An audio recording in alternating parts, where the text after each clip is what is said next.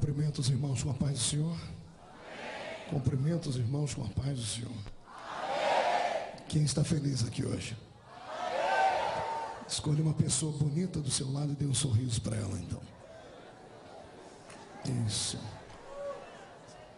Os que trouxeram a Bíblia sem perca de tempo, abram-na comigo no último livro do Pentateuco e no último capítulo deste livro, livro de Deuteronômio, capítulo de número 34. Louvo a Deus pela oportunidade de estar aqui hoje, aqui no projeto Vida Nova de Irajá, né? Estrada Padre José, número 224, do pastor Ezequiel Teixeira, essa figura bonita e simpática, né, irmãos? O meu sonho um dia é ter um cavanhaque igual o dele aí. Mas para você que assiste aí pela TV, por DVD, ou ouvir essa mensagem através do CD, eu quero que se lembre que nós estamos em um tempo de avivamento. Tempo de avivamento. Deuteronômio 34, quem encontrou, diga amém. Se alguém não encontrou, diga misericórdia. Está procurando na Bíblia, tem certeza? É o 5º livro da Bíblia, dei o endereço para você. O último livro do Pentateuco. Está escrito assim: E então subiu Moisés das campinas de Moabe ao cume do monte Nebo, que está em Pisga, que está de fronte de Jericó. E o Senhor lhe mostrou toda a terra de Gileade até Dan, e todo Naftali, e a terra de Efraim e Manassés, e toda a terra de Judá até o mar ocidental, e o Neguebe e a campina do vale de Jericó, a cidade das palmeiras até Zoar. E disse-lhe o Senhor: Esta é a terra que sob juramento prometi a Abraão, a Isaque e a Jacó, dizendo: A tua descendência a darei. Eu te faço vê-la com os teus próprios olhos, porém não irás para lá. E assim morreu ali Moisés, servo do Senhor, na terra de Moabe, segundo a palavra do Senhor. E este o sepultou num vale, na terra de Moabe, defronte de Bet-peor. E ninguém sabe até hoje o lugar da sua sepultura. Tinha Moisés a idade de 120 anos quando morreu. Não se lhe escureceram os olhos e nem se lhe abateu o vigor. E os filhos de Israel prantearam a Moisés por 30 dias das campinas de Moabe. E então se cumpriram os dias do pranto no luto pela vida de Moisés. Amém, igreja? Feche a Bíblia, coloque no banco, coloque na cadeira. Pegue na mão de alguém bem perfumado do seu lado agora. Atravesse o corredor, a faixa de Gaza. Pegue na mão da pessoa que está do outro lado. Aperte a mão do seu irmão com carinho até ele falar aleluia. Feche os seus olhos e vamos orar. Pai, nós te exaltamos e te glorificamos. Se o culto terminasse agora, Pai, eu já havia recebido a minha porção aqui. O louvor que os seus filhos aqui fizeram, entronizaram o seu nome. O meu coração está compungido com a sua presença. Mas eu acredito que o Senhor ainda tem um tapete de revelação para caminharmos por ele. Pai eterno, eu gostaria de ser profeta para o seu povo nesta noite. Não falar o que eles querem ouvir, mas o que eles precisam ouvir. E antes que eu comece a pregar, eu lhe faço os 2 pedidos de sempre. O primeiro é que ao redor desta grande igreja, num raio de 5 quilômetros, onde houver um demônio alojado, um espírito desincorporado, eu dou a esses espíritos 5 segundos para desaparecerem daqui. Porque se não sumirem, serão queimados pelo poder da glória do Senhor, que vai invadir este ambiente. O segundo pedido é um pedido de atrevimento, Senhor. Se ainda tem um crédito no céu contigo como pregoeiro da sua palavra, abre a porta do seu palácio sobre esta igreja agora e manda do céu para a terra uma comitiva angelical. Eu quero anjos de fogo descendo sobre este lugar, que eles comecem a esparramar brasas tiradas do seu altar, e onde houver um crente batizado com o Espírito Santo, renova ele, Senhor, mas renova agora, meu Jesus. Traz a sua presença sobre este lugar. Tu não precisas do homem para nada. Tu és onipotente. Mostra a sua onipotência nesta noite. Amém e amém. de se assentar, levante um dedo de profeta para cima comigo. Com respeito, aponte para o irmão do seu lado e diga para ele: trouxe lenço hoje? Diga: não trouxe lenço. Prepare a manga da camisa, a ponta da gravata ou a orla do seu vestido, porque você vai desabar aqui hoje. Amém? Quem crê nisso, aplauda o Rei Jesus e tome seu assento, glorificando a Deus. Amém. Glória a Deus. Deus é fiel. Senhoras e senhores, noiva do Cordeiro, simpatizantes da nossa fé, amigos, obreiros, quando o pastor Ezequiel apresentou os pastores, eu me senti na convenção de novo. Está todo mundo aí, né? Deus tem uma palavra que vai nos tirar hoje do limbo, que vai nos colocar de pé e que vai nos fazer sair daqui hoje com tanta unção e autoridade que algumas pessoas, se não se controlarem, vão acabar perdendo o rumo da sua casa nessa noite aqui.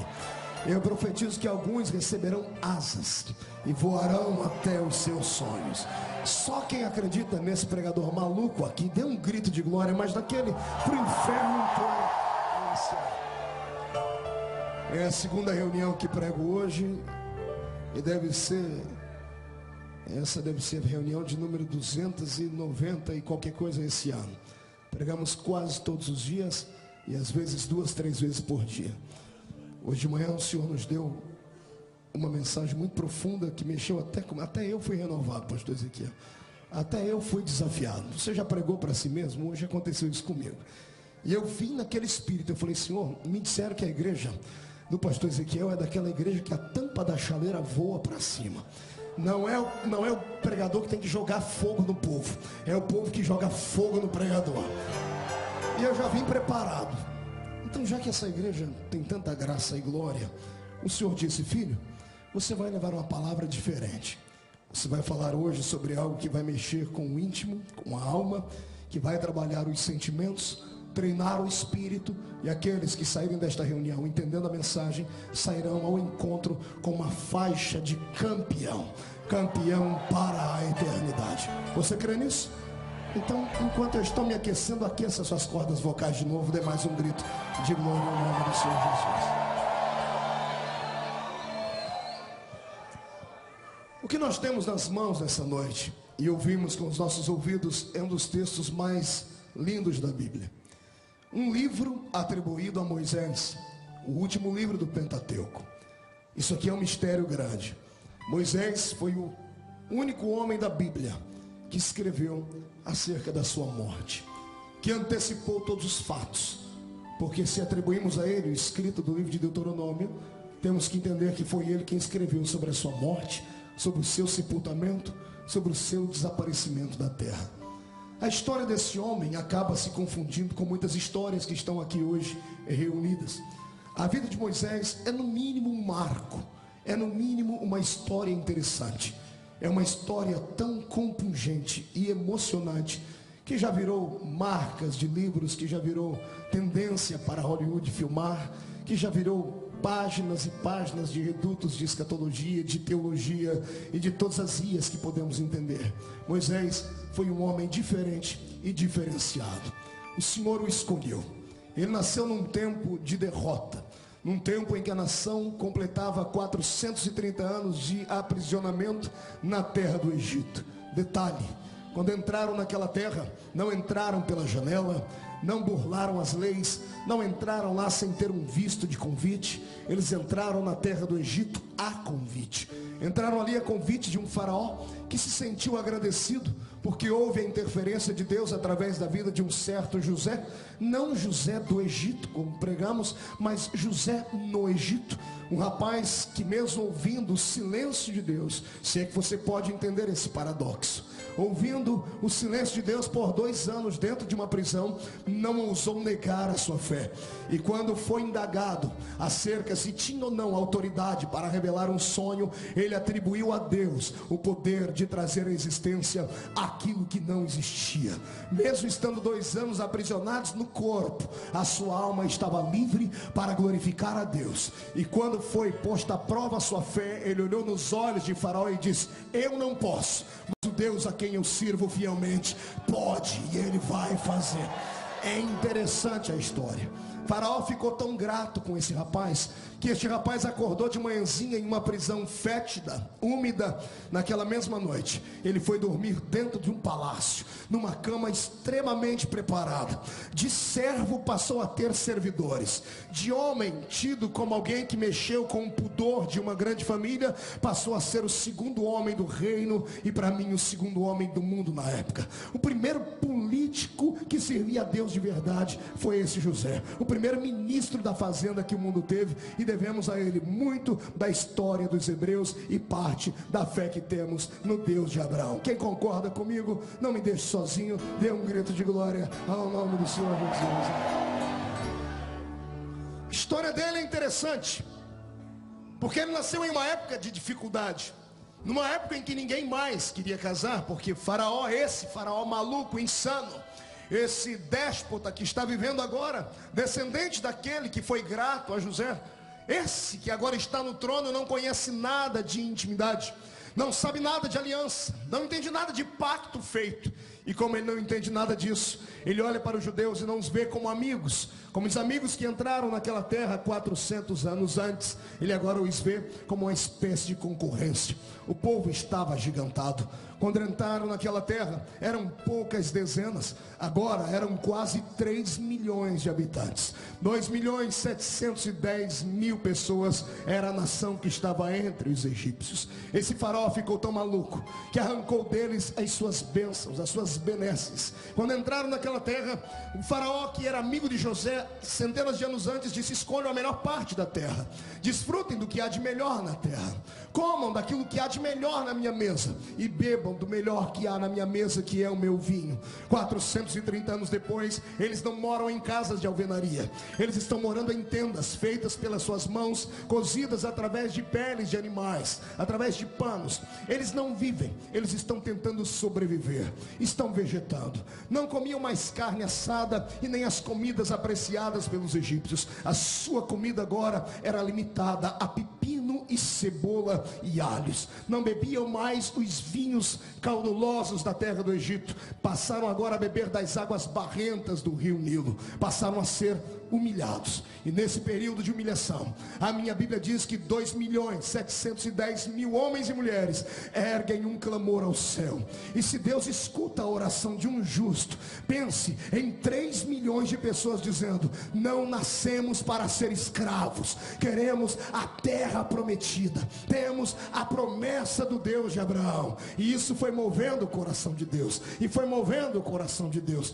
E Deus é um ser que tem dificuldade em falar conosco em palavras gigantescas, e sempre pode perceber que tudo que Deus fala é sempre curto e pequenino. O Senhor passa mais tempo em silêncio do que falando. E um dia eu questionei a Ele e falei: Senhor, por que o Senhor demora tanto para falar? E quando fala tão pouco. O Senhor disse: porque eu sou Deus. Eu não sou como um homem que fala pelo ímpeto do momento. Eu não sou como um homem que fala pelos cotovelos, que fala uma coisa sentado e não sustenta essa coisa de pé. Eu sou Deus, eu sou alienado à minha palavra. O que eu falo eu sou obrigado a cumprir, por isso falo pouco, mas o que eu falo eu faço, o que eu prometo eu cumpro. Quando eu resolvo falar, não tem braço que faça a minha voz voltar atrás. E antes que eu termine esta sentença, eu faço uma pergunta: há alguém aqui que tem uma promessa de Deus em vigência que ainda não se realizou? Alguém que tem mais de uma promessa? Levante as duas mãos. Eu profetizo que o tempo do jejum, do silêncio de Deus termina nessa noite. O que Ele prometeu vai acontecer. Quem acredita nisso, dê um brado de vitória para o inferno inteiro.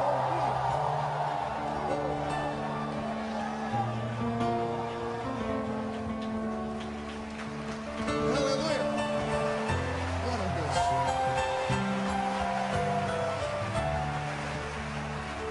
Glória a Deus.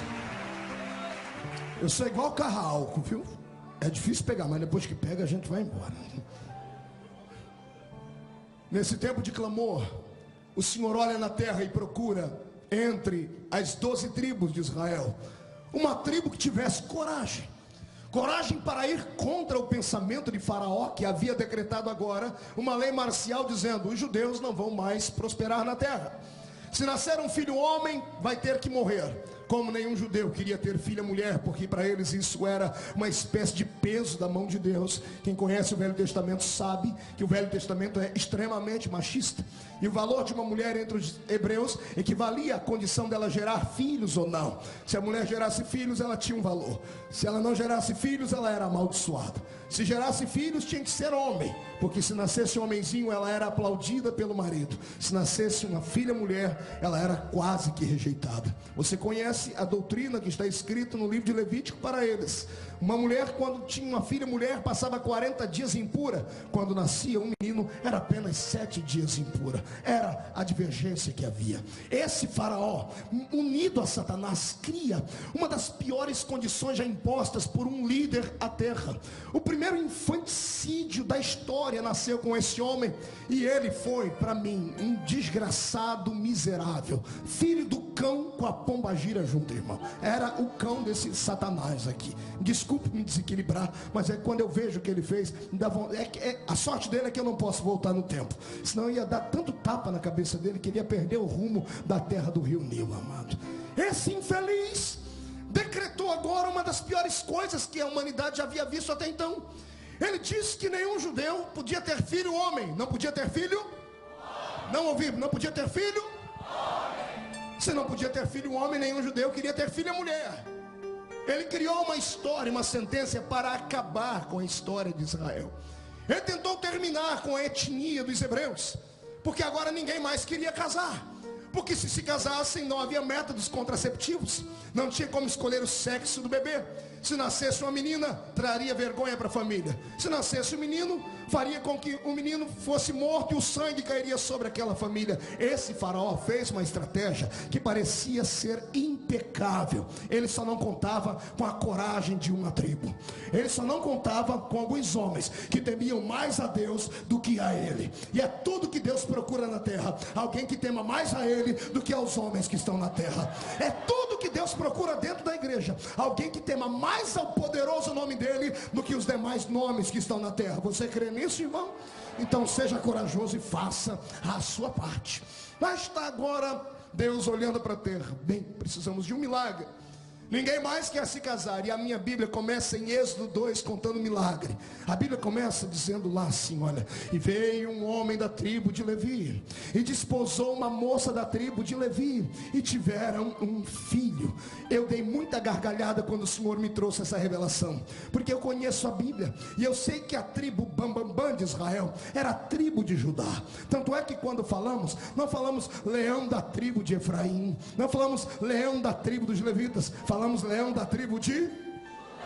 porque deles viera a descendência do nosso Salvador. Mas neste quesito para a libertação do povo de Deus, nem aqueles que eram da tribo de Judá tiveram coragem de fazer alguma coisa. A minha Bíblia é saliente, ela diz: veio um moço da tribo de Levi, e desposou uma moça da tribo de Levi, engravidaram e tiveram um filho. Aqui o Senhor me dá uma revelação que, se você crer, você vai ter que voar comigo agora. Ou aperta o cinto ou solta ele de uma vez, porque você vai decolar comigo. Eu descobri que em tempo de aprisionamento, só uma tribo na igreja funciona: a tribo dos adoradores, a tribo dos levitas, a tribo daqueles que não tem vergonha de adorar a Jesus, de gritar, de falar que o Senhor é bom e ponto final. Você que pertence a outras tribos, a tribos mais ricas, a tribos mais importantes, a tribos tão importantes que você não pode se sentir tão feio ou desequilibrado como você acusa o irmão do seu lado esquerdo, porque ele pula o irmão da direita, porque ele sai correndo na igreja, me perdoe.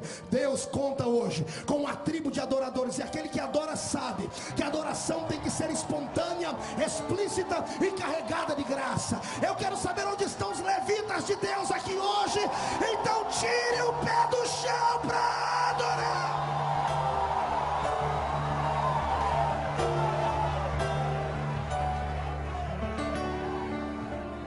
Eu traço o perfil desse líder pela tribo que ele veio. Você, se estudar a história, você vai ver que a tribo de Levi era uma das tribos menos importantes de Israel. Era uma raça de gente bravo demais. Era gente meio desequilibrado. Aliás, eu acho que Deus gosta dessas coisas. Me desculpe aí, eu sou suspeito para falar, porque eu não funciona muito bem na cabeça. Aliás, nenhum profeta funciona. Todo profeta tem cara de louco. Dá uma olhadinha do seu lado aí para você ver. Você vai ver.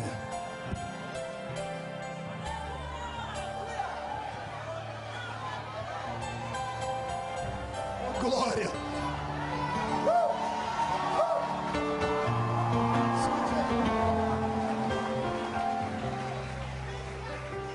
Quando Israel criou aquele bezerro de ouro desgraçado lá na frente, o Senhor disse: Moisés, eu quero que extirpe esses adoradores. E Moisés: Senhor, eu não dou conta sozinho. O Senhor disse: grita aí, deve ter alguém aí no meio que não adorou esse bezerro miserável. E Moisés disse: quem é que não adorou o bezerro e tem coragem de vir e lançar mão dos seus irmãos e matá-los, porque eles deixaram de adorar a Deus? Só veio a tribo dos levitas. Foi ali que eles caíram no coração de Deus. O Senhor disse: eles são desequilibrados, mas são corajosos. São desequilibrados, mas são santificados. São desequilibrados, mas têm autoridade para glorificar o meu nome. Deus não está olhando hoje para o seu intelecto, para a sua roupa, nem para a sua conta bancária. Deus não está olhando para o seu dedo, se tem anel de formatura ou não, mas que Ele está procurando no seu coração uma bomba atômica espiritual para explodir dentro do inferno. Ele está procurando. Oxalá que Ele ache em você este brilho e esta coragem. Foi assim que veio a existir Moisés, desta família. Agora, por gentileza, me empreste a sua alma e o seu coração e deixa-me lhe narrar a história. Estão agora um casal, Joquebede e Anrão. Oraram ao Senhor, tiveram coragem de se casar e arcaram com as consequências. Tiveram não um filho apenas, tiveram 3 filhos. Eu falei: Senhor, por que logo o Êxodo só fala do nascimento de Moisés? Não fala do nascimento de Arão, não fala do nascimento de Miriam. O Senhor disse: filho, porque eu respeito autoridades e eu não queria envergonhar muito Faraó, porque Faraó não queria que eles tivessem um filho, pois os levitas foram lá e tiveram 3 filhos de uma vez, para dar na cara de Satanás, né? Parece que é para glorificar um pai, o outro filho e o outro o Espírito Santo. É desse jeito que eu enxergo a palavra do Senhor. Detalhe: foram 3 filhos simples. O primeiro foi o primeiro sacerdote de Israel, que tinha autoridade para entrar na presença de Deus e pedir o perdão do povo. A outra que era mulher, e você sabe, como eu disse, que na biografia as mulheres judias não valiam muita coisa. Ela, que não devia valer muita coisa, foi a primeira maestrina de Israel. Atravessando o Mar Vermelho, está todo mundo de queixo caído, paralisado, vendo os inimigos morrendo, o Mar Vermelho ficando vermelho com o sangue dos inimigos de Deus. Ninguém sabe o que fazer. Lá vai ela, enfia a mão dentro do alforje, pega um pandeirinho e começa a tirar uma nota musical na coxa e dizer: só o Senhor é Deus, só o Senhor é Deus. As virgens de Israel chegam perto dela e dizem: irmã Miriam, ensina a música pra gente, que nós vamos fazer a primeira coreografia para Deus. A primeira coreografia que houve para o Senhor nasceu ali exatamente com ela, a segunda filha. E o terceiro, tadinho, o terceiro filho foi tão simples que Deus escutava os conselhos dele. Você entendeu o que eu disse? O terceiro filho deles era tão simples que Deus parava para ouvir ele. Deus olhou: eu vou matar esse povo. Ele disse: Senhor, não faz isso. Se o Senhor fizer isso, o que as nações vão dizer? Que o Senhor é um Deus que não tem paciência. Deus olhou: não é que você tem razão, rapaz, então não vou destruir não. Daí a pouco Deus esquece, Deus ficou irado, diz: eu vou matar esse povo, o teu povo. Ele diz: meu povo não, é o seu povo, e o Senhor não pode matar eles por causa disso e daquilo. Deus aguentou. Na terceira vez que Deus quis matar eles, Deus disse: ele vai tentar me impedir de novo, então eu vou fazer um negócio com ele. Moisés, eu vou destruir o povo, e antes que você argumente, eu tenho uma proposta para te fazer. Eu destruo esse povo e faço de ti um outro povo. Ainda bem que Deus não faz esse pedido hoje no século 20. Ainda bem que Deus não pergunta para você, né? Olha, se você quiser, eu mato todo mundo à sua volta e crio uma outra igreja, porque se ele fizesse, ia ser uma desgraceira só, não é? Deus sabe para quem ele faz os pedidos. Pois Moisés, antes que a palavra descesse ao coração dele, ele desceu aos joelhos, rasgou a roupa, jogou cinza na testa e disse: se for para matar o povo, risca o meu nome do seu livro. Deus olhou e disse: com você não tem jeito, levanta, vai, fala para esse povo marchar. Eu não mato eles, porque você me pediu. Levita só gera gente de coragem.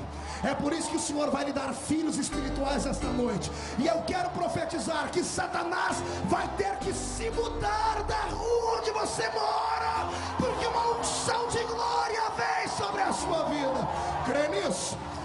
Coloque a mão no ombro do seu irmão com carinho e respeito. Faz um carinho primeiro. Fez. Agora agarra o ombro dele com coragem. Vai, levita, com coragem. Chacoalha ele até ele ficar irritado agora. Diga para ele: se você é da tribo dos levitas como eu sou, trate de abrir a boca para...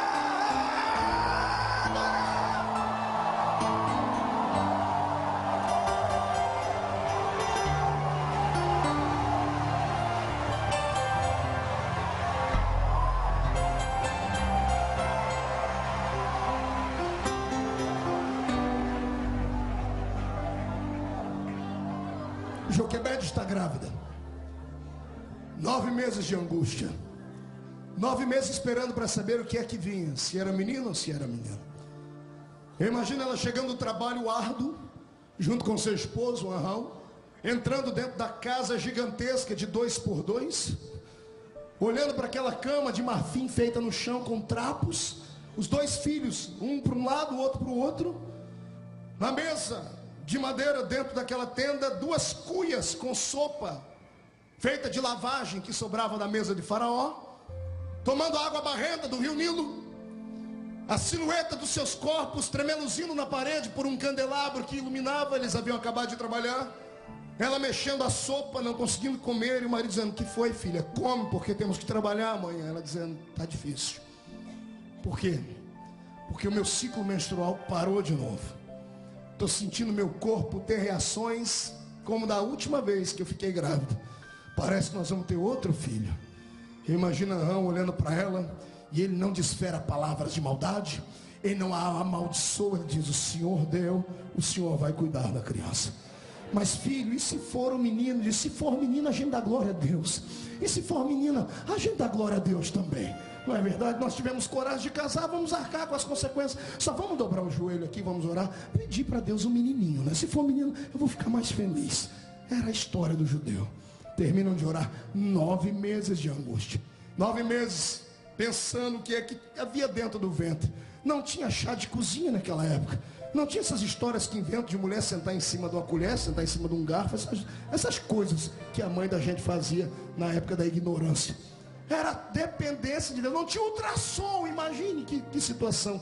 9 meses depois, ela entra em trabalho de parto. As parteiras, licenciadas pelo Egito, carteira de trabalho assinada por Faraó, receberam uma ordem: se for menino, morte. Se for menina, deixa viver. O pai está do lado de fora da tenda com as 2 crianças. Está segurando Arão de um lado e Miriam de outro. Dentro da tenda ela está de cócoras. É assim que as mulheres hebreias davam a sua luz. E uma parteira está ali, trazendo a vida, trazendo a existência, um fruto de um amor. E quando vem para fora a criança, depois do grito da amor, da mãe, um grito que saiu de dentro da alma, porque a dor da gravidez ela é quase que insuportável. E de repente, no meio do grito, eu penso que ela esperava no mínimo um sorriso da parteira, dizendo: parabéns, o Senhor visitou você. Se fosse em outro tempo, todos soltariam fogos. Se fosse em uma outra oportunidade, a parteira daria gritos de glória e cantaria um salmo ao Senhor. Mas de repente, o que vem à vida é um menino. E ela conhecia a lei. Eu quero que você veja essa parteira segurando na mão uma criança, na outra mão um cutelo, uma faca que ela usou para cortar o cordão umbilical. Com esta mesma faca ela deveria tirar a vida daquela criança. Imagina o Joquebede olhando para a parteira, olhando para a atitude dela e começando a implorar: não faça isso, não tire a vida do meu bebê. E a parteira dialogando: mas Faraó mandou fazer. Dizendo: mas foi Deus quem quis que ele nascesse. Se Deus quis que ele nascesse, ninguém pode impedir. Gritos e choros dentro da tenda. O pai do lado de fora, desesperado, ouve gritos e entra correndo dentro da tenda e entra atrás das crianças. Agora não é uma mulher chorando apenas, é uma família inteira. Veja algo inusitado. Imagine um judeu, homem, dobrar o joelho aos pés de uma mulher e implorar para que ela não mate o seu filho. Era no mínimo ultrajante, era no mínimo humilhante.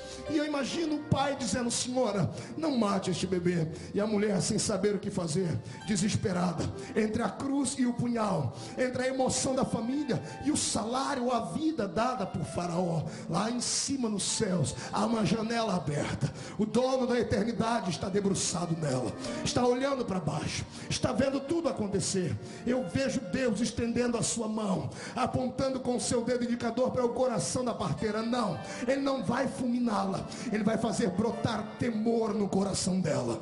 Ele vai fazer ela sentir a sua presença dentro daquela tenda e dizer que assassinos do meio do povo não eram aceitos. E a mulher que devia matar a criança entrega a criança na mão do pai e da mãe e vai saindo da tenda. O choro se transforma em alegria, a tristeza vai embora e limpam-se as lágrimas, e pai, mãe, duas crianças começam a sorrir porque havia nascido um pequeno bebê. Antes que a parteira saia, imagina ela voltando atrás dizendo: era melhor que essa criança fosse abortada, porque se ela fosse abortada, não haveria tanta confusão na vida de vocês a partir de hoje. Esse menino não vai poder ser visto, ninguém vai poder saber da existência dele, porque se Faraó descobrir que o menino nasceu aqui, não apenas ele vai morrer, os seus outros filhos vão morrer. Vocês vão servir de exemplo para toda a nação hebreia que está escravizada. Vejam o que vocês estão fazendo. Carregam nos ombros a responsabilidade da vida ou da morte de uma nação.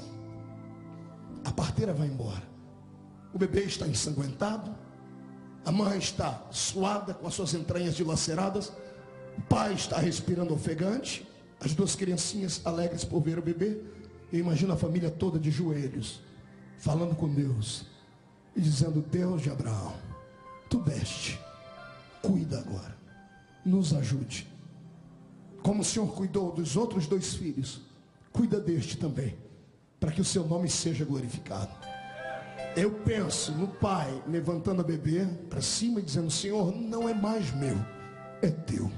E que seja uma bênção na terra, para a sociedade, para a sua igreja do Velho Testamento, e para que o seu nome seja eternamente glorificado.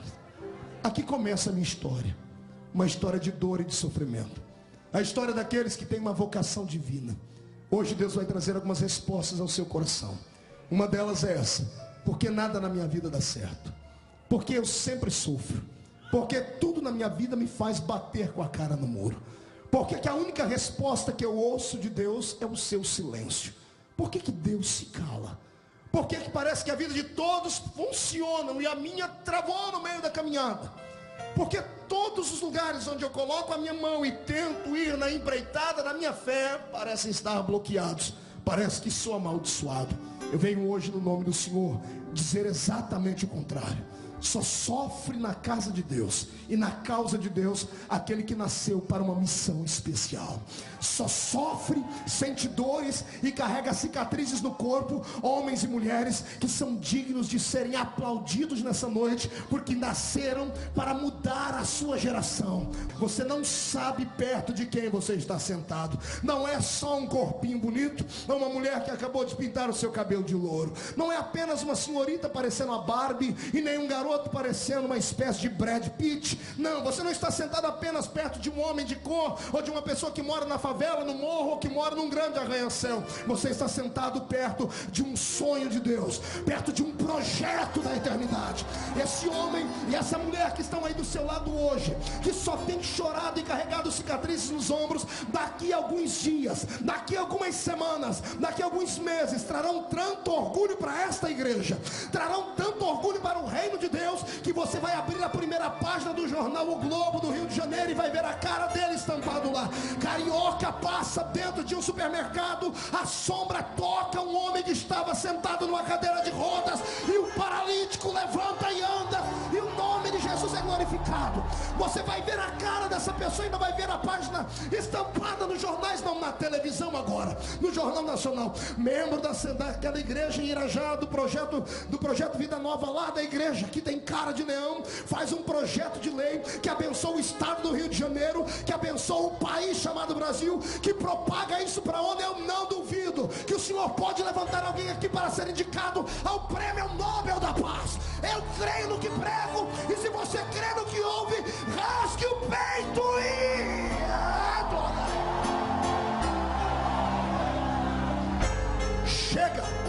chega de vir para a igreja pensando que é o verme do carrapato.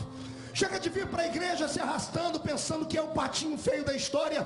Para de ficar olhando para o espelho todos os dias com um lencinho na mão e sentindo pena de si mesmo. Você não foi escolhido para isso. O Senhor investiu na sua vida e investiu muito alto. O meu Jesus jamais investiu em lugar errado. Sabe por que ele nunca comprou uma sepultura para ele? Sabe por que ele teve que ser enterrado numa sepultura emprestada? Porque ele jamais investiria naquilo que ele não teria mais utilidade. Para que comprar uma sepultura se 3 dias depois ali ia ficar vazia? Sabe por que você está aqui? Porque você é o projeto do investimento de Deus. Você é muito mais do que pensa. Se você quer nisso, bate no peito agora. Eu quero ouvir barulho. Bate no peito, murcha a barriga, estufe o peito. Olhe para a pessoa do seu lado e diga: eu não sei você. Diga: eu não sei você, mas eu sou especial. Não, se é especial, diga: eu sou especial. Diga para o seu irmão: você ainda vai ouvir falar muito da minha vida e da minha história.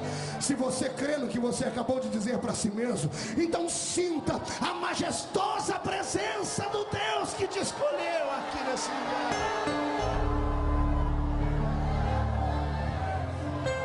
O que não custa nada não vale nada. Ninguém será aceito sem antes ser rejeitado. Quando eu pergunto para alguém qual herói bíblico você gostaria de ser, o nome de Moisés é um dos nomes mais queridos. Eu quero ser como ele. Quero abrir o mar.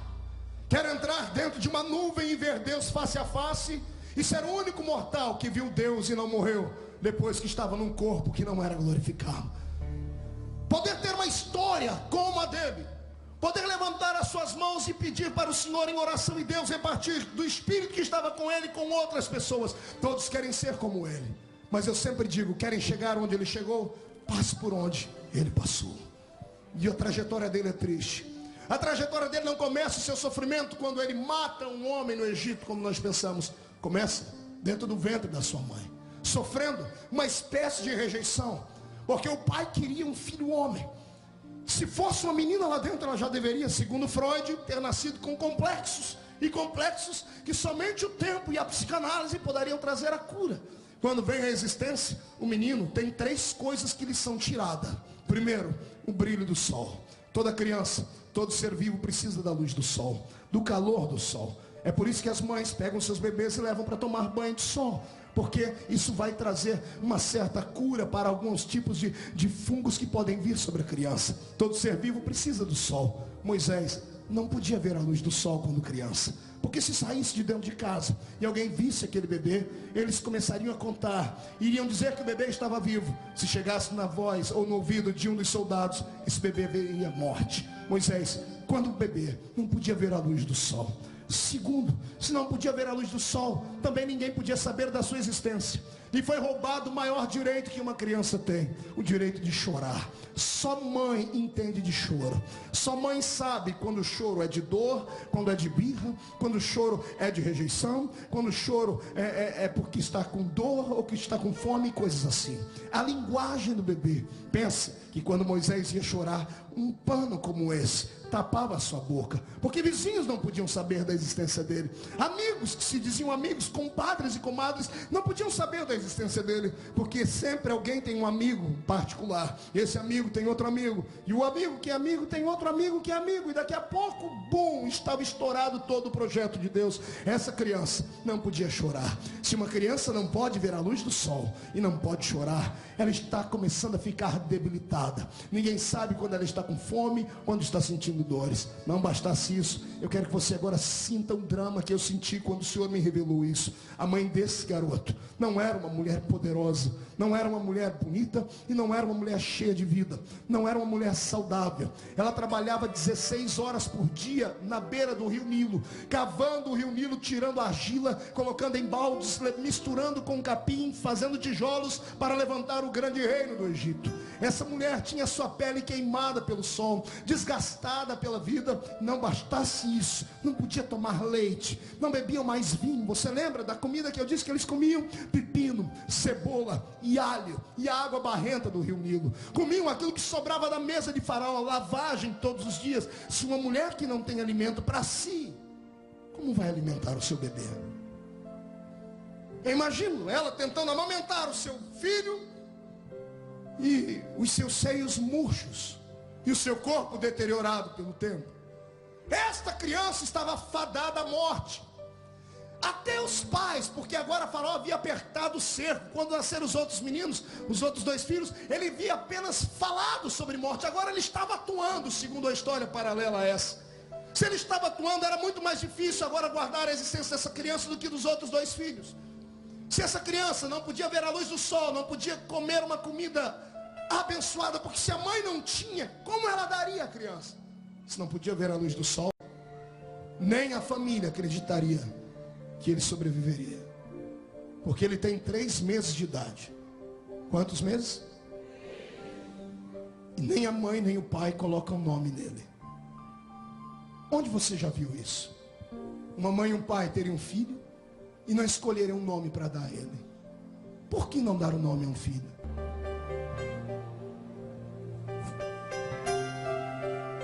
Quando você coloca nome em alguma coisa, você acaba se apegando a ela. Cria-se intimidade, amor, carinho. Não colocaram o nome naquela criança para quando se vissem livres dele, não sentissem falta.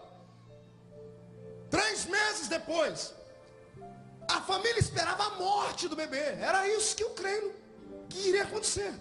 Sem luz, sem comida, sem poder chorar. A criança era para estar debilitada. 3 meses depois, o Senhor a surpreende. Entra na família, a minha Bíblia diz, e o bebê estava formoso, saudável e bonito. Aí eu tenho que encher o meu peito de ar para glorificar a Deus. Porque quando Deus quer, não interessa mais quem não quer. Porque quando Deus escolhe, não me interessa quem vai se levantar para perseguir. Quando Deus vai com a cara de alguém, pode se levantar quem quiser. Levantam para cair. Não tem homem na terra, não tem anjo no céu e não tem demônio no inferno capaz de bloquear o projeto que Deus escreveu para a sua vida.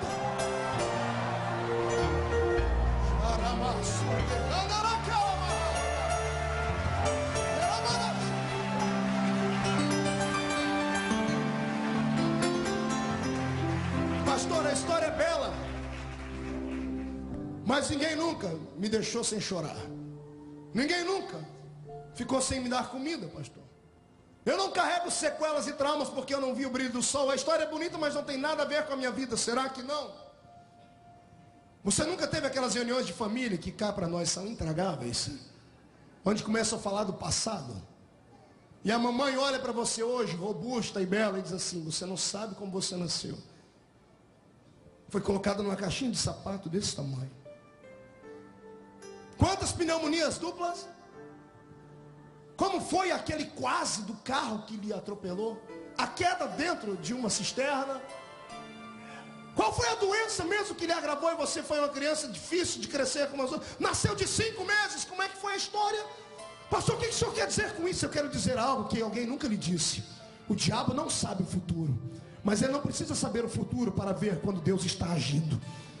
Quando o diabo olhou para os olhos de Deus e viu a sua mãe grávida, ele viu Deus brilhar. Quando ele percebeu que Deus olhou diferente para sua mãe, ele veio contra você. Tem gente que perseguiu desde a infância. Tem pessoas que carregam sequelas da sua alma desde o ventre da mãe. E ao invés de fazerem disso um trampolim para crescerem, fazem disso uma sepultura para caírem lá dentro. Pois eu venho hoje em nome de Jesus lhe dizer que os seus sofrimentos não serão vergonha no livro da sua história.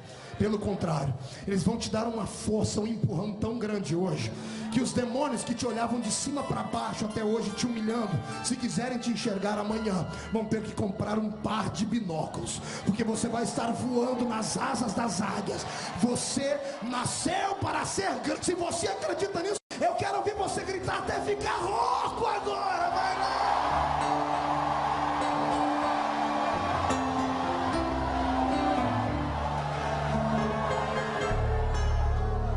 Chega de frequentar o psiquiatra. Pare de gastar com psicanalistas. Pare de ficar tentando entender porquê das coisas. Aceite a vida como ela tem sido e tente mudar a sua história. Não seja um covarde. Não seja um ser humano que não vive, que vegeta. Não seja um ser humano vencido pela depressão. Você é cheio do Espírito Santo. Eu li sobre a depressão em um site americano. A maior autoridade sobre esse assunto diz assim: a depressão é um estado de espírito, é uma doença na alma. Se é uma doença na alma, pode tomar todos os remédios que forem. Esses remédios vão mexer apenas na sua adrenalina, vão lhe colocar de pé ou lhe fazer dormir. Mas depois, quando passar, a dor vai permanecer. Você é cheio do Espírito Santo. Como pode um crente cheio do Espírito Santo ficar deprimido? Eu ordeno que esses espíritos que te prendem arrumem as malas e caiam fora da sua existência a partir de agora. Ah, pastor Marcos, o senhor não sabe da minha história. Pare de se lamentar, ou coisa ruim. Pare de ficar olhando, de vir para a igreja, procurar aqueles profetas de plantão, já com o lencinho na mão, ficar na frente do púlpito assim, esperando uma palavra revelada. Você anda com um caderninho no bolso, tem o telefone de 800 mil profetas. Fica ligando para isso toda hora, irmão. O que Deus tem para mim falar? Deus tem para te falar que você, para você tomar vergonha na cara e se levantar do chão, porque você não foi feito para cair. Derrota não é coisa de cristão. A Thalita cantou aqui. Ah, Jesus. Ah, pastor, o senhor fala isso porque o senhor é um rapaz bonito. Obrigado. O senhor se veste bem, muito obrigado. Mas quem vê cara não vê passado. Eu tinha todos os motivos do mundo para ser pior do que você 1 milhão de vezes. Nasci de uma família tão torta que só o carpinteiro de Nazaré para endireitar ela, pastor. Minha mãe, com 15 anos de idade, aprendeu uma profissão macabra. Ela era fazedora de anjos. Sabe o que é isso? No interior, lá onde eu nasci, na Vila Tatu. Não ria, por favor. Eu falei para não rir. Ela abortava bebês. Ela aprendeu essa profissão porque ficou órfã. Foi morar com uma mulher que fazia isso. Mamãe tinha no currículo dela a morte de mais de 150 crianças. De filhas de empresários, de filhas de políticos a filhas de prostitutas. Ela tinha todo o equipamento. E quando eu tinha meus 5, 6 anos de idade, por descuido dela, ela deixou a porta do guarda-roupa aberta e eu vi toda a parafernália. Era de fazer qualquer homem que faz filme de terror ficar arrepiado. De arame, agulhas de tricô, ervas, remédios e coisas mais, para provocar aborto. Aí quando a mamãe engravidou de mim, ela namorava um português muito bonito e que não valia nada. Era o meu velho pai. Eu acho que eu herdei a minha beleza dele. Olhos azuis, 1,80 m, só no tamanho que não funcionou, mas... E ele disse para ela: se esse menino nascer, eu largo de você porque eu tenho família. E a minha mãe, obediente, foi no hospital e tentou a primeira vez o aborto. Tentando o aborto, foi levada às pressas para o hospital ensanguentada. O médico conseguiu segurar a gravidez.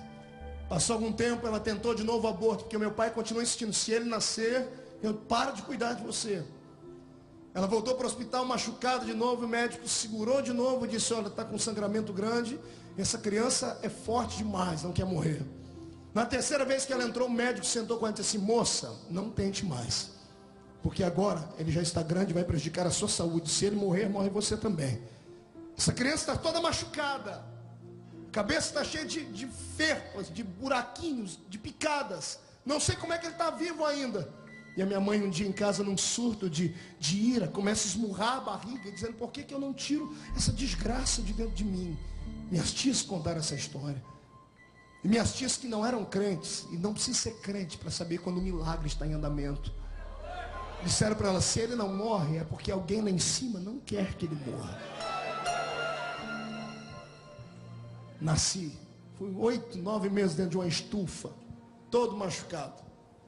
Eu era garoto, tinha os meus 7 anos de idade, e eu ganhei um presente, uma caixinha de engraxar sapato. É o meu troféu, tenho ela no meu escritório até hoje lá. Uma caixinha de engraxar sapato. Ela era tão grande e pesada quando eu era garoto, e hoje ela mal cabe no meu ombro. E quando eu olho para aquela caixinha de engraxar, eu tenho boas memórias, boas lembranças, e algumas tristes. Uma delas foi de um dia que eu entrei na casa de um cidadão lá na minha cidade, chamava Doutor Amador. Vou parar por aqui porque não existe só um, tem vários, né? Se ele assistir a fita, ele não vai se sentir ofendido. Mas era um homem importante da minha cidade. Ele tinha 12 pares de sapato, ou era 14, já não lembro mais. Eu sei que eu engraxava os sapatos dele todo sábado. E um dia engraxando o sapato dele num canto, ele com a família aqui numa mesa almoçando, eu vi quando ele disse para o garoto, o filho dele, o Júnior, dizendo assim: filho, você tem que aproveitar a vida como seu pai tem. Tem que se alimentar, tem que comer, tem que estudar. Eu vi quando o pai dele disse: está vendo aquele garoto ali? Eu sempre fui muito curioso. Meu olhinho estava ali olhando na caixinha de engraxar sapato, mas as minhas anteninhas estavam ligadas sempre. Estava captando tudo que estava acontecendo ao redor. E aquele homem disse para o filho dele: está vendo aquele garoto? Não tem pai. No meu RG eu trago até hoje o nome do pai, 2 risquinhos. O famoso filho bastardo. Só tem o nome da mãe. Ele disse: está vendo aquele garoto? Não tem pai. Sabe qual é o futuro dele? O futuro dele é ser um trombadinha. Ele mora aqui em cima em 2 cômodos, em 12 pessoas. Era assim que a gente morava. Era uma tribulação, pastor Ezequiel, de noite. Tinha vez que eu acordava e ia coçar minha perna. Eu gritava: mãe, eu estou coçando e não estou sentindo a minha perna. E a minha tia gritava: você está coçando a minha perna. Era tristeza. A gente era tão pobre que panela e pinico era tudo a mesma coisa pra gente. Você ri porque não era você. Ô tristeza. Ai Jesus, cada lembrança. E eu me lembro que ele disse aquelas palavras, disse que eu seria um trombadinho. Aquilo entrou dentro do meu peito e eu quase explodi em choro. Eu terminei de engraxar os sapatos, fui para casa, esperei minha mãe chegar do trabalho. Minha mãe trabalhava de doméstica e o restante da família na roça, na lavoura. Quando minha mãe chegou, eu disse: mamãe, eu vou ser trombadinha quando eu crescer. Minha mãe não sabe ler nem escrever até hoje. Ela olhou para mim e disse: por que você está perguntando isso? E eu comecei a chorar. Disse: porque o doutor que eu engraxo o sapato disse para o filho dele que eu vou ser trombadinha quando eu crescer. E minha mãe olhou para mim, levantou meu queixo e falou: pare de chorar, moleque. Pare de chorar. Eu disse: mas mãe, ele disse que eu vou ser. Minha mãe disse: você vai ser aquilo que você quiser ser. A escolha é sua. Eu vou tentar te estudar até onde eu puder. Vou tentar fazer de você um homem digno. A escolha é sua. É você quem sabe o que você vai ser. É você quem vai traçar a sua história. Se você quiser ser o que ele disse, você será. Mas se você quiser ser um homem importante, você será um homem importante. E minha mãe estava certa. Tem 3 anos que eu vou contar. Eu estava no aeroporto de Ribeirão Preto, bem vestido, usando a minha pastinha. Chegou um cidadão de cabelos brancos perto de mim: eu lhe conheço de algum lugar. Eu falei: não me lembro do senhor. Ele disse: você mora onde? Eu disse: em Orlândia. Ele disse: eu sou de lá. Eu disse: qual é o nome do senhor? Ele disse: Amador. Eu olhei nos olhos dele e disse: doutor Amador, eu lembro do senhor. Você é filho de quem? Qual doutor lá da cidade é seu pai? Eu falei: nenhum doutor. Ele olhou para mim: você me conhece como? Eu disse: eu engraxava os seus pares de sapato. Eu era aquele garoto. Ele olhou para mim e disse assim: o que aconteceu com você? Você é vendedor? Eu disse: muito mais que vendedor. Segura as palmas. Ele olhou assim: o que você virou? Você virou político, com todo respeito? Eu disse: sou um pouquinho a mais do que eles. Você é empresário? Eu disse: meu pai é dono de tudo que o senhor já imaginou na vida. Eu disse: que sua mãe casou de novo? Eu disse: não, eu fui adotado por Deus. Eu disse: eu sou um ministro do Evangelho de nosso Senhor e Salvador Jesus Cristo.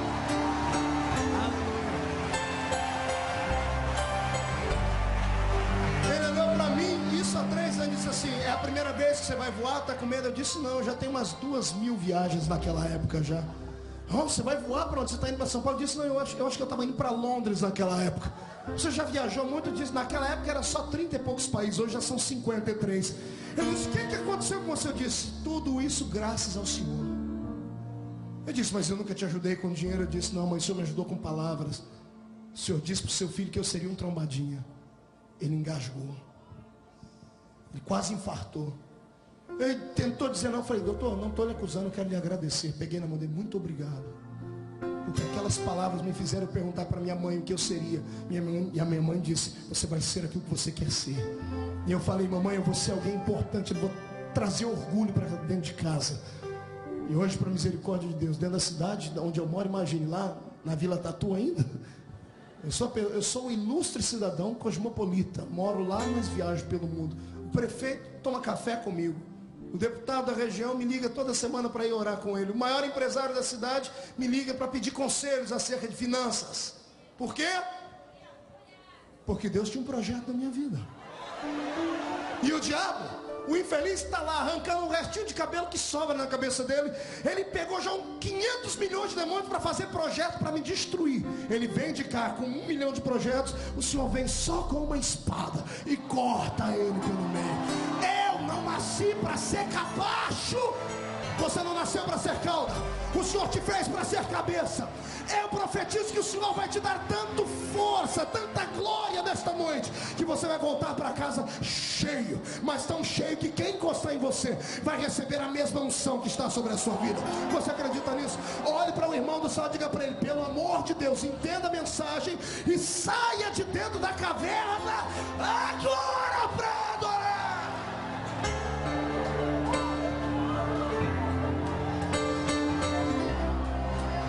Ezequiel, estou sentindo um cheiro diferente. Estou sentindo por antecipação um cheiro de fogos de artifício para comemoração. Esse será o melhor Natal da sua vida. Esse será o melhor final de ano da sua história. Janeiro vai começar com tanta graça, com tanta glória. Você não vai ter que pedir mais nada emprestado para ninguém. Vai ter até para emprestar. Eu profetizo que todos os demônios que mandavam na rua da sua casa, vai anotando o nome deles: Zé Pilintra, Zé Pilantra, Chucaveira, Tranca-Rua, Preto Velho, Nega Velha. Os que forem inteligentes não vão se mudar da rua da sua casa, vão se mudar do estado do Rio de Janeiro, porque não vão suportar a glória que estará em ti.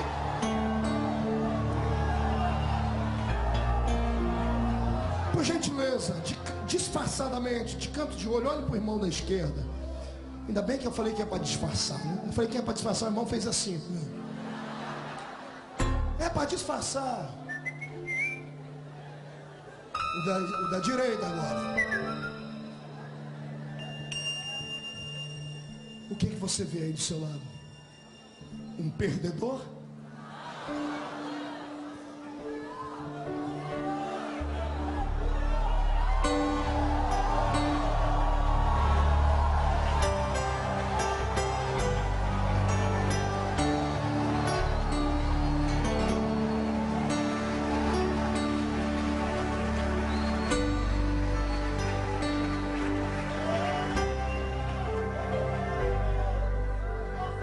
Já estou terminando, viu? Mas quanto tempo eu tenho, pastor?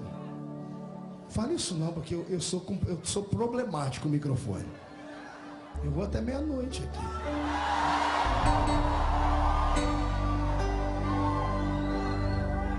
Olha para cá. Lá vem Moisés, 3 meses, sem nome, um indigente. Ninguém acreditava nele. Na terra, alguém lá em cima tinha lançado todas as fichas nele. Meu glória. Quando você nasceu, o que falaram? Qual o nome que te deram? Tem um homem da Bíblia que chamaram ele de enganador. Jacó. Meu pai me chamou de problema. Qual o nome que deram para você?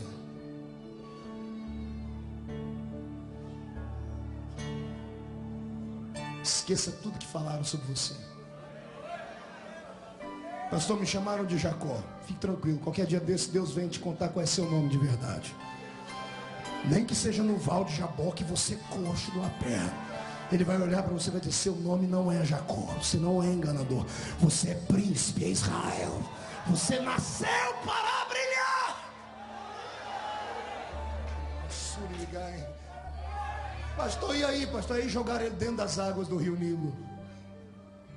Como naquela época não tinha celular, Satanás tinha um outro método de comunicação, porque o diabo não é onipresente, não pode estar em todo lugar ao mesmo tempo. Então as informações que ele tem são truncadas e não é celular, é via demonecular. É um demônio, vai falando para o outro no telefone sem fio. Eu imagino um dia chegando lá onde ele está, pastor Ezequiel, olha, escapou um. E ele está onde? Está nas águas do rio. Mas vocês são trouxas mesmo. Ele está dentro das águas do rio Nilo. Vai lá, agita as águas. Ei. Se o diabo não respeitou Jesus na polpa do barco, dormindo, ele ia respeitar um bebezinho desse tamanhozinho. Mostra o tamanho do bebê para o seu irmão. Desse tamanhozinho. Fale para ele, desse tamanhozinho. Eu li um livro um dia desse, a história de Moisés, escrito por um filho do cão. que ele tentou ajudar Deus a fazer um milagre. Ele disse que Miriam amarrou uma linha no cestinho de Moisés e ficou na beira do rio. Coisa ruim. Meu Deus, precisa de ajuda de alguém para fazer milagre. Essa aqui não é a quarta do milagre. Você já sabe, Deus é mestre em milagres. Ele cria situações milagrosas, entende? O menino está dentro do rio Nilo. Imagina os demônios vindo, soprando, e vento de cá e vento de lá, ondas batendo no cestinho. Olha dentro do cestinho, tem uma criancinha lá dormindo, e estivesse acordada chupando o dedo, ou gritando, bué! Pentecostal de berço já, né?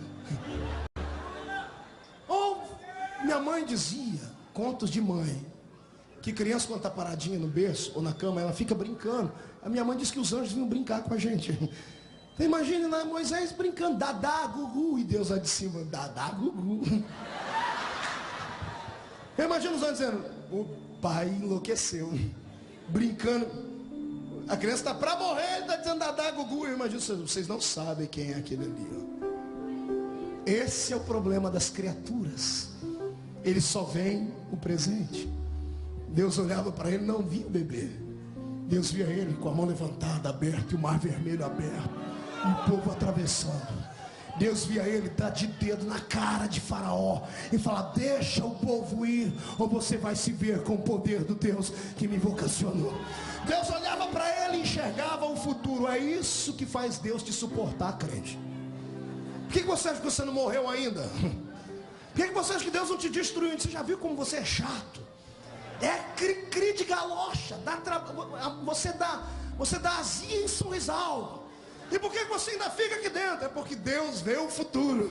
Ele fala, hoje eu suporto aqui, mas lá na frente vai me dar um lucro violento. Está entendendo? Você vai dar lucro para o reino de Deus.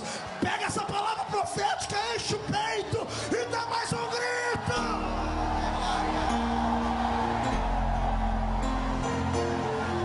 Estou terminando.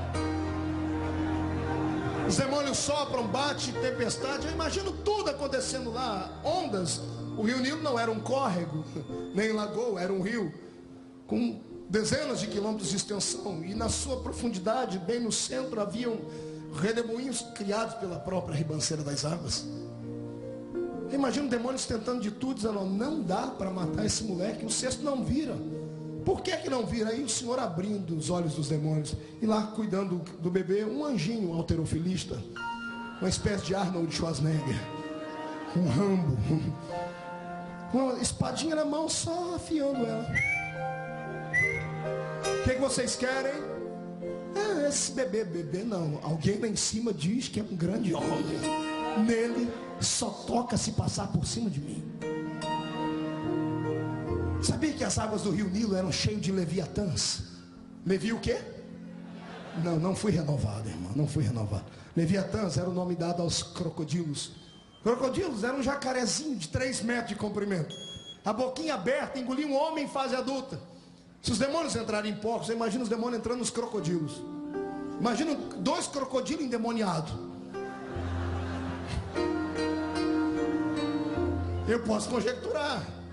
E lá vem eles com a bocarra aberta para engolir o cesto. Quando chega a 1 metro do cesto, a bocarra faz assim, ó. Crocodilos endemoniados conversando entre os dentes. Um olhando para o outro dizendo assim, o que aconteceu? Que a nossa boca fechou. O outro dizendo, olha o tamanho da mão que está segurando. Onde é que você acha que o anjo que fechou a boca do leão fez um estágio antes? O anjo que fechou a boca do leão fecha a boca de urso, fecha a boca de crocodilo, fecha a boca de Satanás, fecha a boca do inferno. Você não nasceu para morrer, você é imortal. Você é imortal até que se cumpra na sua vida todas as promessas de Deus. Se alguém tem promessa de Deus ainda, faz mais um barulhinho só para alegrar o coração.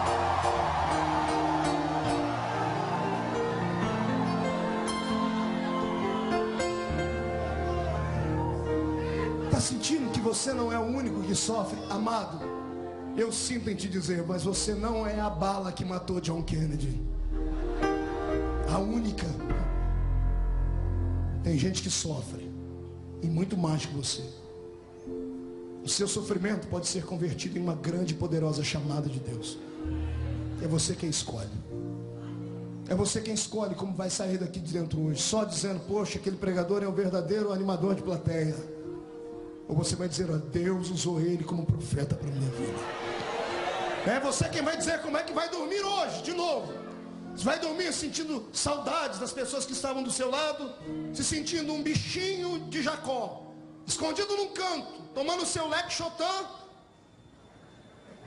Ou se você vai dobrar o seu joelho e falar, Senhor, amanhã quando eu abrir os meus olhos, eu quero enxergar o meu futuro, Pai. Eu profetizo. Meu pai antes de morrer me ensinou uma sentença: quem pode manda, e quem tem juízo obedece. Eu posso hoje porque eu estou com o microfone na mão, eu mando. Se tem juízo, me obedeça. Levante a mão e receba pela fé um telescópio espiritual do futuro. Deus vai colocar nos seus olhos a visão do que será a sua vida amanhã. E não será essa bagatela miserável em que você vive hoje. Eu profetizo que você, o seu ministério, a história da sua vida será grande. Os capítulos da história da sua vida estão apenas sendo escritos. O capítulo do sofrimento, do silêncio, da tristeza termina hoje. Começa um capítulo novo hoje. O capítulo da glória, da graça, da essência. Se você crê, tome posse, deposita no peito e fica de pé comigo, por gentileza. Poxa, não cheguei nem nos 40 anos de Moisés. Eu queria chegar nos 120. Pegue na mão do seu irmão.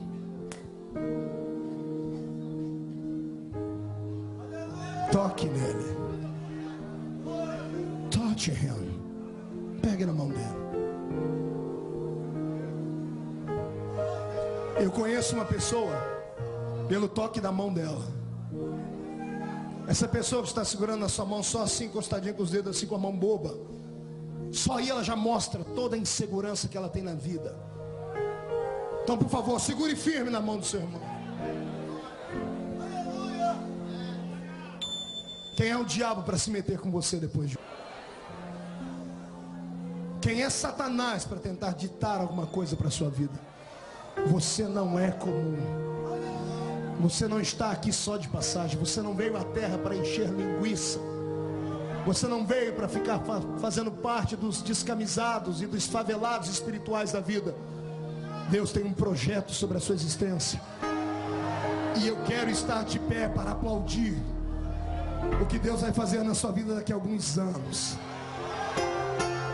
A diferença entre os que fracassam e os que têm vitória está na escolha, em uma atitude, em aproveitar uma oportunidade. Agarre a sua hoje. E você que não tem nome, que é indigente, que não teve leite materno para te sustentar direito, que não teve sol, que não teve uma família com coragem para colocar um nome em você, que foi jogado nas águas dos rios, será adotado hoje. E será adotada por filha de rei. Você que dormia no chão junto com os outros e ninguém acreditava na sua vida, hoje à noite vai dormir dentro de um palácio. Você que não tinha nome vai receber nome, nome de poder, em Moisés. Qual é o nome que eu disse? Segura a onda aí. Moisés significa tirado das águas. Águas, a Bíblia tem um monte de significados, e um deles é luta, um deles é morte. Jesus pisando sobre as águas, Jesus pisando sobre os demônios e a morte. Você vai ser tirado da morte hoje. O Senhor vai te tirar do seu sofrimento e das lutas. Vai receber um nome que vai ser conhecido na história. E daqui a alguns anos alguém vai contar a sua história num púlpito como esse aqui. Eu te vejo de frente. Eu olho para você e te vejo brilhar. Resplandece, crente. O Senhor te fez para vencer.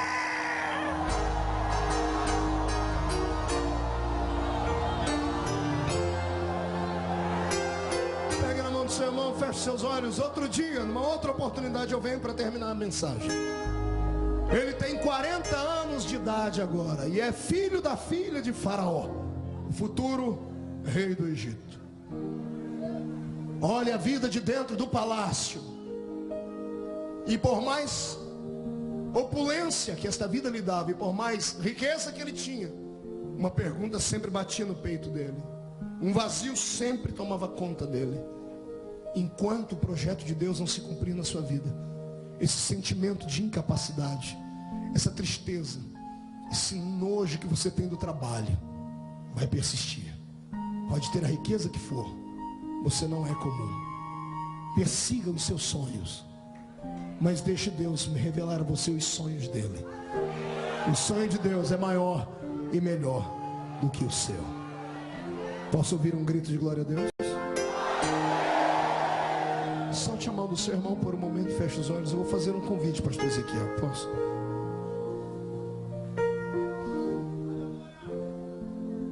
O silêncio de Deus dura uma noite. Deus se cala por um momento e se afasta por segundos. Quando o salmista, no Salmo 22, verso 1, profetiza o que Jesus ia dizer lá na cruz: Deus meu, por que me desamparaste?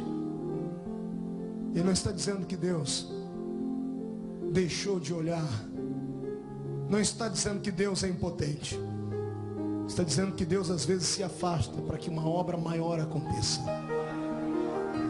Deus só não disse nada para você ainda, porque se Ele interferir aqui, você perde lá.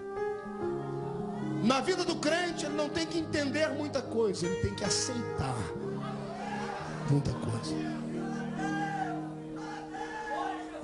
Tem coisas na minha vida que não tem explicação, como até hoje carrego aqui dentro uma certa dor de um filho que Jesus me levou embora, um menininho. Dias de angústia, uma noite interminável, por falta de cuidados médicos. Minha mulher, ao 8º mês de gravidez, perde o nosso filhinho, um machinho, um hominho, Feliciano Júnior. O menino era pentecostal, pastor Ezequiel. Eu botava a mão na barriga e dava cada chute, cada pontapé. Eu falei, esse vai envergar tudo. O quartinho está pronto, pintado de azul. Os irmãos do Rio Grande do Sul, donos de uma fábrica, estão mandando todo o enxoval do bebê. E alguém lá em cima, sem perguntar se podia, sem pedir licença, sem mandar um telegrama avisando, sem mandar um e-mail, sem usar um profeta, chega e leva o bebê embora.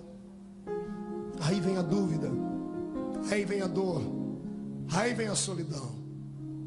Você acha que sofre? Você não é o único, faz parte da história. É Paulo, no momento de angústia, dizendo assim: nós não somos apenas uma vida, nós somos um espetáculo diante dos homens e diante dos anjos. E o melhor espetáculo que tem é o espetáculo circense, onde às vezes nós parecemos palhaços. O palhaço é uma figura interessante. Sabe como nasceu a pintura dos palhaços?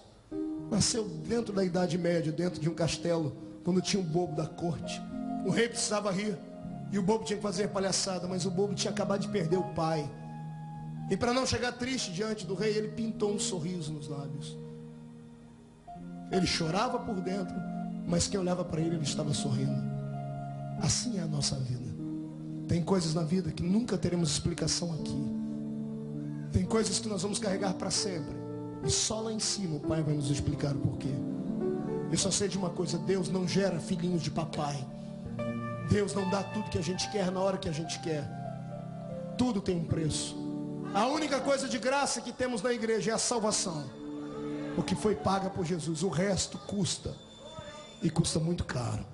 A unção de Deus custa muito caro. Dor faz parte do processo. Sofrimento é uma matéria apenas da grande faculdade da vida. Quem não está apto a sofrer, quem não está apto a passar pelos vales, jamais subirá aos montes. Quem não está disposto a enfrentar os reveses da vida, que se mate, dê um tiro no ouvido, se enforque, e será lembrado para sempre como um covarde. Agora, se você tiver coragem de encarar a sua vida e de peito aberto viver o dia seguinte, você verá para ver o Senhor Deus lá na frente explicar: filho, aquela tempestade era só um copinho de água. Feche seus olhos. Quando a sua fé é posta em prova, que o Senhor te deixa sozinho, Ele está testando seus limites. De tudo que eu passei na vida, a morte do meu filho foi a coisa que mais me abalou. 2 da manhã, eu dentro do carro, a minha esposa agarrada na barriga, o médico dizendo: olha, o bebê morreu por falta de cuidados, nós não tínhamos mais plano de saúde.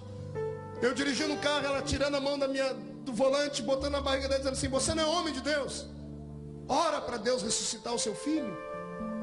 Eu já tinha fitas de vídeo com paralíticos andando, pessoas vomitando cânceres no ministério que o Senhor me deu. Já tinha sinais e maravilhas. Eu parei o carro, botei a mão na barriga dela, eu pedi a Deus para trazer o bebê de volta. Sabe como Deus me respondeu? Assim, ó.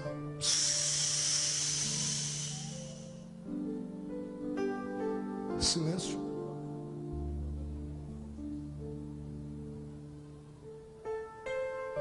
Aguenta, crente. Suporta, Moisés. Porque a obra que Deus tem na sua vida é muito grande. O tamanho da sua prova, multiplique por 1000, é o tamanho do que Deus tem na sua vida. Aguenta. Está caído, vem se arrastando, mas não para. Não dá o gostinho de Satanás dizer assim: destruí mais um, paralisei mais um. Não. Se levanta, sacode a poeira, aguenta a dor no peito e vem, encara a vida. E você terá um nome na história. Deus não me deu aquele filho, mas Ele me deu um ministério, que naquele dia, com aquela história, já ressuscitou 1 milhão de outros filhos, de pessoas que estavam mortas. Às vezes o sacrifício vem para uma obra maior e mais nobre. É por isso que Deus está te provando. Não, Ele não te abandonou, Ele só está em silêncio. E como Ele é invisível, a gente não sabe onde Ele está, mas Ele está mais perto do que você pensa. E nessa noite, pastor, eu profetizo que Ele vai descer da nuvem, vai se aproximar de você, vai sussurrar no seu ouvido dizendo assim: aguenta o tranco, não dá brecha para Satanás, porque eu vou te levantar na terra com autoridade. O tempo da vitória está chegando. Feche seus olhos, eu quero aqui na frente só gente que sabe que está passando pelo vale, dores, sofre desde a infância, nada na vida dá certo, já pensou em parar, já pensou em abandonar, já pensou em suicídio. Pastor, mas é vergonha, todo mundo vai saber da minha vida. Não estou nem aí para o que os outros vão pensar. Eu quero você aqui na frente, porque o seu compromisso é com o Pai. Seu compromisso é com Deus e ponto final. Não fique com medo da luta, irmão. O Deus que eu sirvo, Ele manda te dizer: são muitas as dificuldades, mas a vitória vai chegar. Use a sua fé.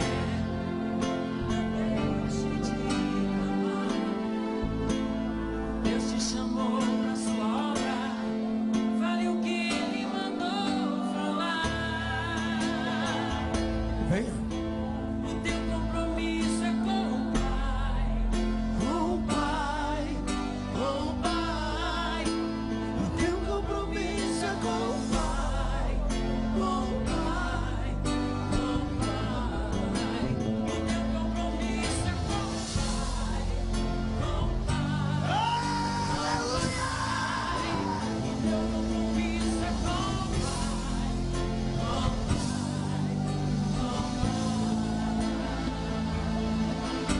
Pegue na mão do seu irmão. Pegue na mão do seu irmão aí atrás. Não, na mão não, pegue no braço dele. Canta, Tabata. Na vida passamos por tudo, só em Cristo a solução. É grande a vitória daquele Estou sentindo o cheiro de vitória. que serve ao Senhor. Só o nosso Deus Estou ouvindo passos do Senhor. Ele está chegando aí. inimigo vai mudar pra tentar te derrotar.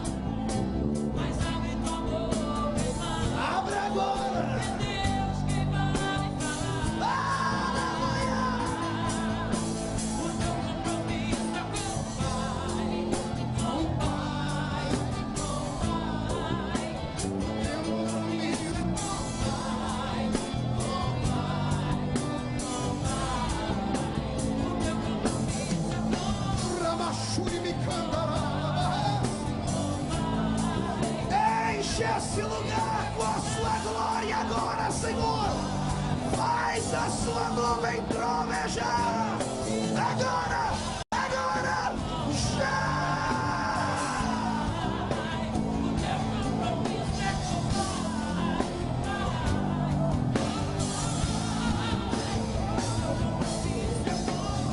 Ramassuri de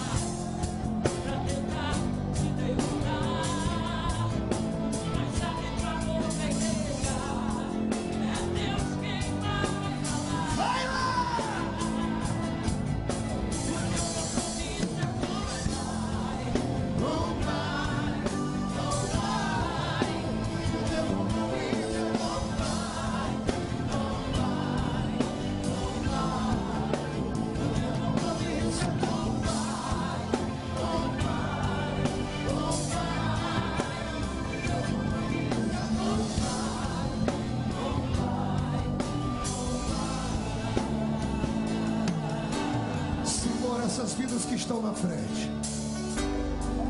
Eis aqui os Moisés, eis aqui os guerreiros, eis aqui os libertadores, eis aqui os levitas que vão voltar para casa cheios da sua glória.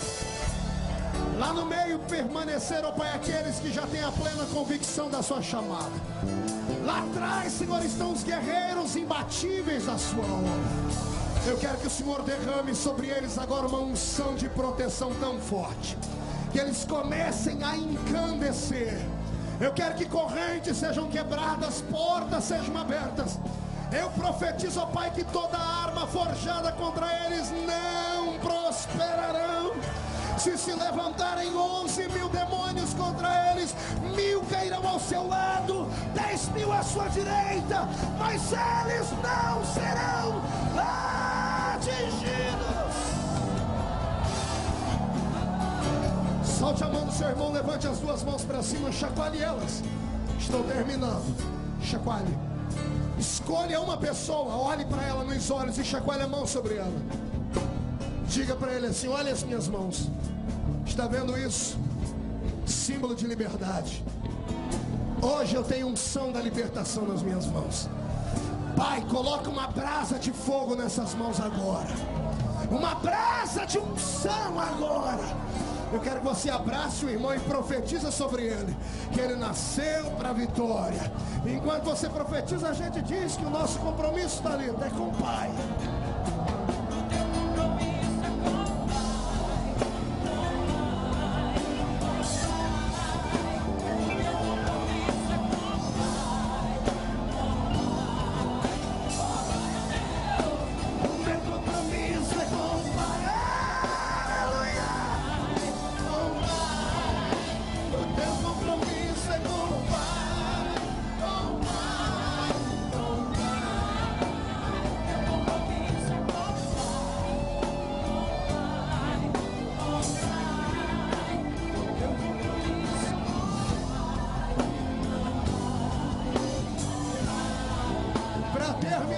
Direita para cima. Diga comigo em alto e bom som: todos os demônios que provocam depressão, complexos de inferioridade, que destruíram os meus sentimentos, que roubaram os meus sonhos, eu ordeno agora, para a palma da minha mão, fecha sua mão. Fecha sua mão com autoridade, levante ela.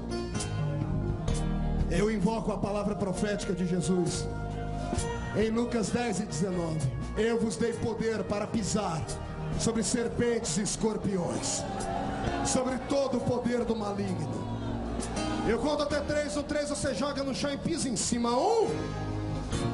Começa uma nova história hoje, porque Deus não vai ficar mais calado.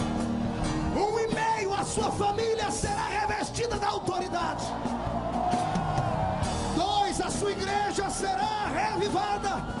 2,5, e seus sonhos serão realidade. 3, jogue no chão, pise em cima.